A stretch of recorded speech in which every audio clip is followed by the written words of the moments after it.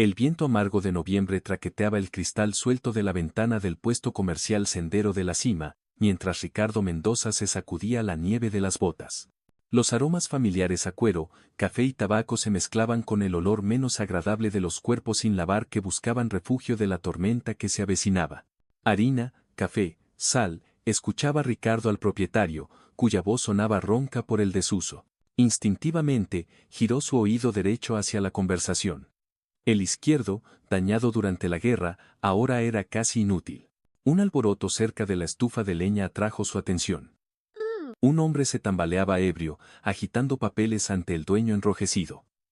La muchacha vale 3 veces esa deuda, insistía el borracho, sorda como un poste, pero fuerte, buena trabajadora. La mandíbula de Ricardo se tensó.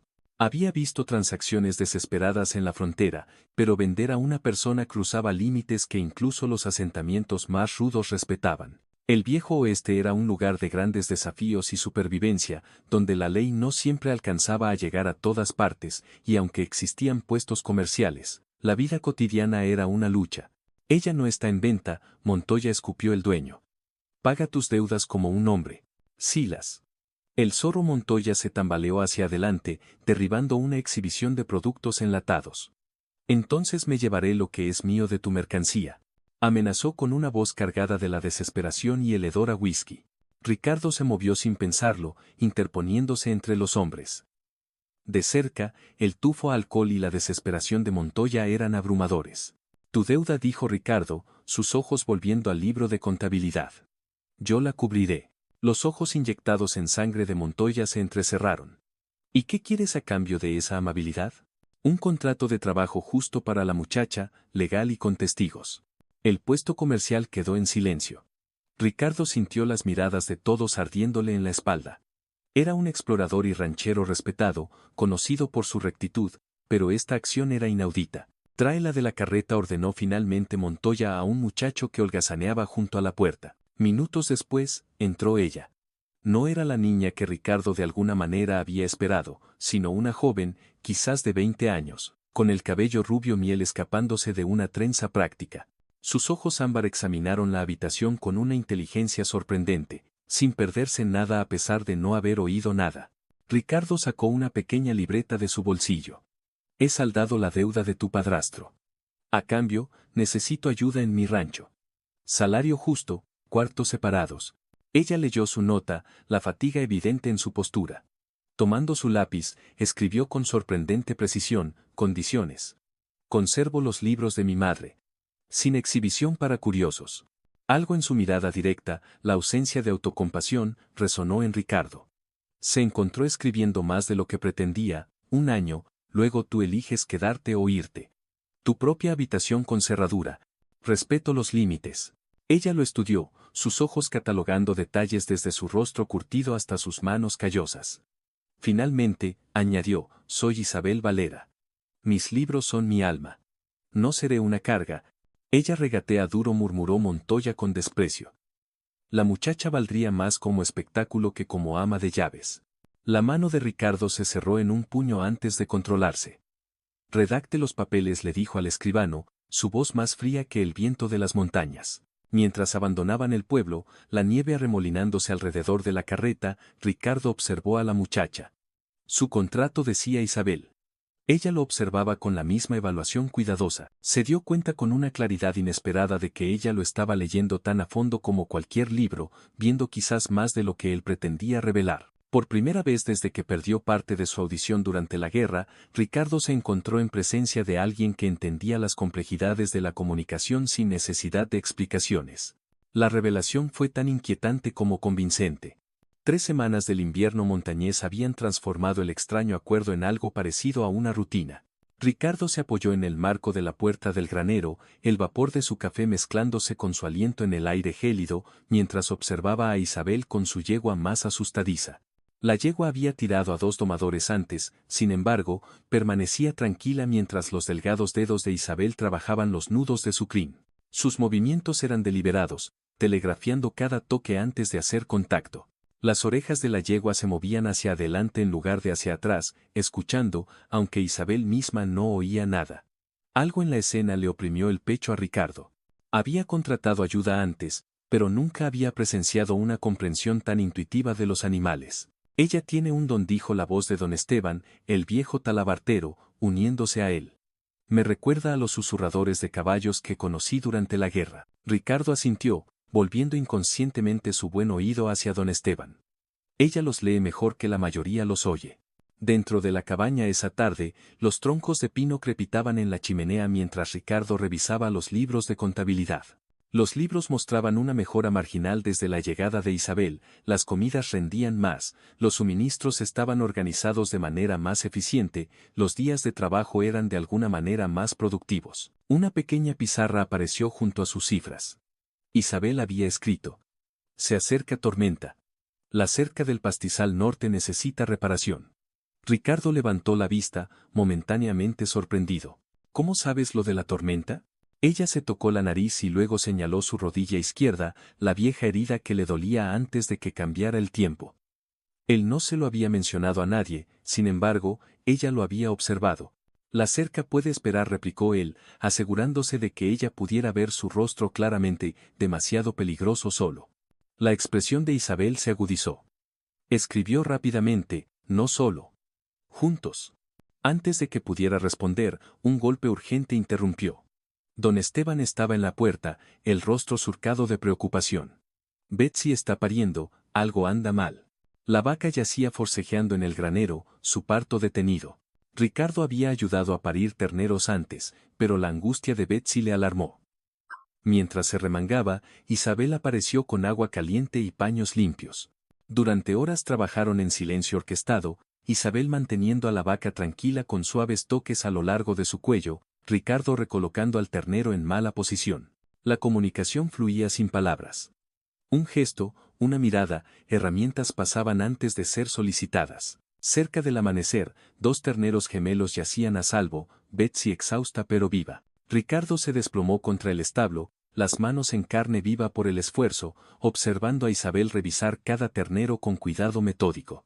Hacemos un buen equipo, dijo él, aunque ella no pudiera oírlo. Para su sorpresa, ella se volvió como si lo hubiera hecho. Sus dedos formaron patrones desconocidos. Lenguaje de señas, se dio cuenta, no los gestos improvisados que habían estado usando. Ante su expresión confusa, ella tomó su mano. Lentamente, ella formó sus dedos para que coincidieran con los suyos, formando lo que él de alguna manera entendió que significaba juntos. Más tarde, mientras la luz de la mañana se derramaba sobre el corral, Ricardo observó a Isabel mostrar signos similares a los terneros gemelos, sus patas tambaleantes afirmándose bajo su atención. La comprensión le golpeó como una fuerza física. Ella había creado lenguaje desde el silencio, encontrando voz sin sonido. Esa noche, Ricardo se encontró inconscientemente cambiando su posición para favorecer su buen oído durante la cena. Cuando ella se dio cuenta, sin perderse nada de esta mujer notable, él admitió en voz alta lo que no le había dicho a nadie desde que dejó el ejército. Oído izquierdo, explosión de artillería. Oigo quizás la mitad de lo que oyen otros. Isabel lo estudió, luego escribió 5 palabras que cambiaron algo fundamental entre ellos. La mitad es mejor que nada. No lástima, no inspiración, sino un simple reconocimiento de la realidad, ofrecido por alguien que entendía las limitaciones y la complejidad mejor que la mayoría. Los primeros brotes verdes de la primavera tocaron los álamos cuando la llegada de Lucía Mendoza, la hermana de Ricardo, rompió el ritmo tranquilo que él e Isabel habían establecido. El elegante carruaje parecía absurdamente fuera de lugar en el rancho, como una cinta de seda en un guante de trabajo. Ricardo, aunque contento de verla, se sintió incómodo, la presencia de Lucía resaltaba la naturaleza inusual de su arreglo con Isabel. Lucía abrazó a su hermano, su costoso perfume agudo contra el limpio aroma a heno y cuero. Tu última carta fue hace meses. Estaba preocupada. Él se movió incómodo, agudamente consciente de Isabel observando desde el porche. Debería haber escrito. He estado ocupado con el rancho. La mirada de Lucía encontró a Isabel, la curiosidad se transformó en algo más frío. ¿Y quién podría ser esta? La incómoda presentación reveló lo poco que Ricardo había considerado como otros verían su arreglo. La expresión fruncida de Lucía lo decía todo mientras se le explicaba la posición de Isabel. ¿Has comprado una muchacha? Siseó Lucía cuando Isabel entró. ¿Has perdido la cabeza? No fue así, se defendió Ricardo, el calor subiéndole al rostro. Montoya la habría vendido a algo peor. Ella trabaja aquí, de forma justa y legal. Más tarde, encontró a Lucía inspeccionando la cabaña con ojo crítico. Tu empleada tiene su propia habitación con cerradura, observó. Alojamiento bastante inusual. Ella lo pidió, dijo Ricardo. De repente, escuchó cómo sonaba, una mujer joven viviendo sola con él, sorda o no. ¿Y estas? Lucía levantó las pizarras que usaban para comunicarse, cubiertas con intercambios diarios más personales de lo que él se había dado cuenta. Notas sobre comidas favoritas, pequeñas bromas, observaciones sobre animales y el clima. Necesitamos comunicarnos de alguna manera, dijo él, quitándole la pizarra de la mano con más brusquedad de lo que pretendía. Esa noche, la tensión se cernía espesa como la niebla sobre la mesa de la cena. Los intentos de Lucía de una conversación educada fracasaban ante la incapacidad de Isabel de oír y la creciente incomodidad de Ricardo por lo fácil que su situación podía ser malinterpretada. Lucía, a pesar de sus intentos de entender, no podía concebir una relación que desafiara tanto las normas sociales de su círculo. Su preocupación por el honor de la familia Mendoza la llevó a actos más drásticos. Una mañana, Ricardo encontró a Lucía discutiendo con don Esteban, que había venido al rancho para reparar unos arneses. Es impensable, don Esteban. Mi hermano, un hombre de su posición, viviendo bajo el mismo techo con una empleada. La gente habla. Dicen que es una deshonra para nuestro nombre. Don Esteban, con su sabiduría tranquila, solo negó con la cabeza. Hay una diferencia, Lucía, entre lo que la gente dice y lo que es la verdad del corazón. He visto cómo trabaja esa muchacha. Es más decente y honorable que muchos con un apellido altisonante. La hermana de Ricardo no se rindió. Días después, Ricardo descubrió que Lucía había enviado cartas a sus contactos en el este, sugiriendo discretamente que Isabel era una carga para su hermano y que tal vez debería buscar un puesto más adecuado en una institución para sordos o en una familia que pudiera disciplinarla. La idea de que Isabel fuera disciplinada o apartada le revolvió el estómago a Ricardo. Lucía incluso había insinuado la posibilidad de que Isabel tuviera algún tipo de pasado oscuro para justificar el precio tan bajo por el que había sido adquirida, intentando manchar su reputación. El punto de inflexión llegó la semana siguiente en el pueblo. Ricardo observó a Isabel examinar una tela en la tienda general mientras cerca, las mujeres susurraban detrás de las manos alzadas. Dicen que el señor Mendoza tiene a esa muchacha sorda viviendo con él como si fuera su mujer, pero sin el vínculo del matrimonio, escuchó una voz. Y comprada de un borracho. Añadió otra. ¿Quién sabe de dónde viene realmente? No es adecuado para un hombre como Ricardo Mendoza. Ricardo sintió una furia fría ascender. Isabel, aunque no podía oír las palabras, notaba las miradas, los gestos, la forma en que el aire se cargaba de juicio. Sus ojos ámbar, generalmente tan firmes, mostraron un atisbo de dolor. Ricardo se acercó a ella, tomándola suavemente por el brazo. No les hagas caso, escribió en la pizarra, aunque sabía que las palabras eran insuficientes. Esa noche, un huracán de invierno, más feroz de lo habitual, azotó el rancho, poniendo a prueba los límites de todos. Los vientos aullaban como lobos hambrientos y la nieve caía en gruesas cortinas, cegando el paisaje. El granero, una estructura antigua pero robusta, comenzó a ceder bajo la presión, amenazando con aplastar a los animales dentro. Ricardo y sus peones luchaban contra la tormenta, intentando apuntalar las vigas y asegurar las puertas, pero el frío y la oscuridad eran abrumadores. Fue entonces cuando Isabel apareció, envuelta en gruesas pieles, no con miedo, sino con una determinación férrea. En su pizarra, había escrito: conozco un pasaje oculto en la colina. Podemos mover a los terneros y a las yeguas más débiles allí. Ricardo, sorprendido, la miró. Isabel señaló hacia el noreste, hacia una parte de la colina que él conocía bien, pero de la que ignoraba cualquier pasaje. Confió en ella. La intuición de Isabel con los animales y su observación del terreno, habilidades forjadas en su silencio y su conexión única con el mundo, eran superiores a cualquier mapa. Guiados por los gestos precisos de Isabel, en medio del vendaval, lograron mover a los animales más vulnerables a una pequeña cueva oculta, refugio natural que ella había descubierto durante sus solitarias exploraciones del rancho. Mientras trabajaban, un grito de uno de los peones se perdió en el viento. Robo, alguien ha forzado el almacén. Ricardo se dirigió corriendo al almacén, temiendo lo peor. Encontró la puerta abierta y rastros de huellas frescas y el distintivo olor a whisky barato. Silas el zorro Montoya. Había aprovechado la tormenta para saquear el rancho. Ricardo sintió la furia ardiente en sus venas. No solo intentaba robar sus bienes, sino que amenazaba su sustento y, por extensión, la seguridad de Isabel. La tormenta siguió azotando el rancho durante 2 días y 2 noches, pero los animales estaban a salvo y la mayoría de los bienes estaban protegidos. Cuando el cielo finalmente se despejó, Lucía emergió de la cabaña, pálida y con el rostro marcado por la preocupación. Había sido testigo de la incansable labor de Isabel, de cómo la joven había arriesgado su vida sin dudar, comunicándose con los peones a través de gestos claros y eficientes, organizando el rescate de los animales con una calma asombrosa. Incluso los peones, inicialmente escépticos, la miraban ahora con un respeto reverente. Ricardo, aún furioso por el robo, se preparaba para rastrear a Montoya. Isabel, con su expresión grave, se acercó a él. En la pizarra, escribió: «No vaya solo. Él es peligroso. Mis libros pueden ayudar». Ricardo la miró con curiosidad. Ella regresó a la cabaña y volvió con un viejo cuaderno encuadernado en cuero, más allá de los ledgers que él había visto. Eran los libros de su madre. No eran solo registros contables, sino también un diario de observaciones, mapas detallados de senderos ocultos, rutas de caza, y notas sobre patrones meteorológicos inusuales en la región. Su madre, una mujer igualmente observadora y talentosa, había documentado la naturaleza del territorio con una precisión asombrosa. En una página, Isabel señaló un croquis de un refugio de cazadores abandonado que Ricardo apenas recordaba, un lugar ideal para que un ladrón se escondiera de la tormenta.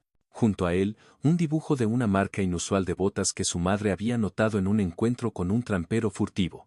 Eran las mismas marcas que había visto en el almacén. Con la información de Isabel, Ricardo, acompañado por don Esteban y un par de peones, siguió las huellas. La tormenta había hecho que el rastro fuera casi invisible para ojos no entrenados, pero la combinación de la intuición de Isabel y las notas de su madre hizo el seguimiento posible. Llegaron al refugio y encontraron a Montoya, acurrucado junto a la mercancía robada, intentando encender un fuego. Ricardo lo desarmó rápidamente. De regreso en el rancho, la victoria era agridulce. Ricardo se dirigió a Lucía, que lo observaba. «Isabel no es una carga, Lucía. Ella es la razón por la que tenemos un rancho en pie. Ella salvó a nuestros animales, y gracias a su inteligencia, recuperamos lo que se nos robó. Su debilidad es en realidad su mayor fortaleza». Lucía bajó la mirada, el brillo de sus ojos indicando una comprensión forzada. Yo no lo sabía, Ricardo. Lo lamento. Mis prejuicios me cegaron». Esa noche, Ricardo tomó la mano de Isabel, y por primera vez, no solo le habló en voz alta, sino que también formó las señas que ella le había enseñado, aunque torpemente. Isabel dijo, sus ojos fijos en los de ella: «No eres una empleada. Eres mi socia. Eres mi igual. No puedo imaginar este rancho, o mi vida, sin ti». Los ojos de Isabel se ensancharon, una emoción desconocida llenándolos. Él continuó, su voz firme, aunque su corazón latía con fuerza. «Quiero que te quedes. Siempre. Como mi esposa». Isabel, por primera vez, permitió que una lágrima se deslizara por su mejilla. Levantó sus manos y, con una claridad que Ricardo ahora comenzaba a entender, le hizo una pregunta con el lenguaje de señas que significaba: «¿De verdad? ¿Me aceptas con todo lo que soy?». Ricardo asintió vigorosamente, su propio corazón hinchándose. «Con todo lo que eres, Isabel. Y más». El simple y emotivo matrimonio se celebró en el rancho al llegar la primavera. Don Esteban ofició, y los pocos vecinos y peones presentes fueron testigos de un amor que había florecido en la adversidad. Isabel lució un vestido sencillo, adornado con flores silvestres que había recogido ella misma. Ricardo la miraba con una devoción palpable, la cicatriz de su oído izquierdo pareciendo menos una marca de daño y más una señal de su camino compartido. La vida en el rancho floreció. Los libros de la madre de Isabel resultaron ser una mina de oro de sabiduría sobre la tierra y sus criaturas. Y la propia Isabel, ahora como la señora Mendoza, se convirtió en una figura respetada y querida en la comunidad. Su habilidad para predecir el clima, su don con los animales y su inquebrantable sentido de la justicia la hicieron indispensable. Lucía, habiendo sido testigo de la verdadera valía de Isabel, se convirtió en una aliada inesperada. Aunque sus visitas seguían siendo elegantes, ahora las pizarras y el incipiente lenguaje de señas eran parte natural de su comunicación con su nueva cuñada, y la tensión de antaño se había disipado. Ricardo e Isabel construyeron no solo un rancho próspero, sino también un hogar lleno de comprensión y amor. Su comunicación única, una mezcla de palabras, gestos y una profunda conexión del alma, era un testimonio de que el amor verdadero trasciende cualquier barrera. En la quietud de las noches montañesas, a veces Ricardo sentía como su oído bueno captaba el susurro del viento o el lejano aullido de un coyote, mientras Isabel, a su lado, escuchaba el mundo de una manera que él solo ahora comenzaba a comprender. A través de las vibraciones de la tierra, el latido del corazón de los animales, la sabiduría silenciosa de la naturaleza. Y en esa sinfonía de sentidos, encontraron su propia melodía. Si esta historia de amor, resiliencia y lazos inquebrantables te ha conmovido, no olvides dejar un me gusta, compartir y suscribirte a mi canal para más relatos que celebran la fuerza del espíritu humano.